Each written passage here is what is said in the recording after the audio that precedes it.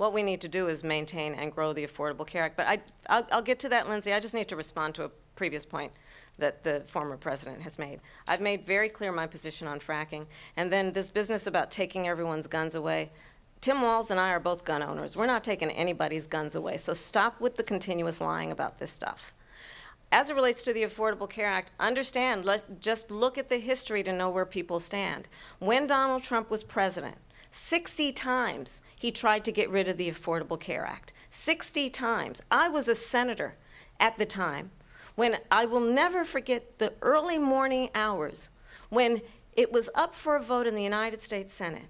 And the late, great John McCain, who you have disparaged as being, you don't like him, you said, at the time because he got caught. He was an American hero. The late, great John McCain, I will never forget that night, walked onto the Senate floor and said, no, you don't. No, you don't. No, you don't get rid of the Affordable Care Act. You have no plan. And what the Affordable Care Act has done is eliminate the ability of insurance companies to deny people with pre-existing conditions. I don't have to tell the people watching tonight, you remember what that was like? Remember when an insurance company could deny if a child had asthma, if someone was a breast cancer survivor, if a grandparent had diabetes? And thankfully, as I've been vice president, and we, over the last 4 years, have strengthened the Affordable Care Act, we have allowed, for the first time, Medicare to negotiate drug prices on behalf of you, the American people. Donald Trump said he was going to allow Medicare to negotiate drug prices. He never did. We did.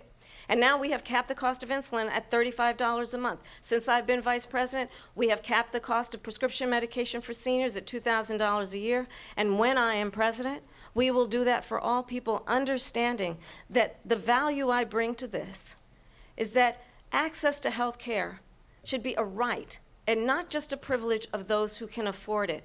And the plan has to be to strengthen the Affordable Care Act, not get rid of it, Vice President Harris, in terms of where Donald Trump stands on that. I want to move to an issue that's important for a lot of... She made a mistake.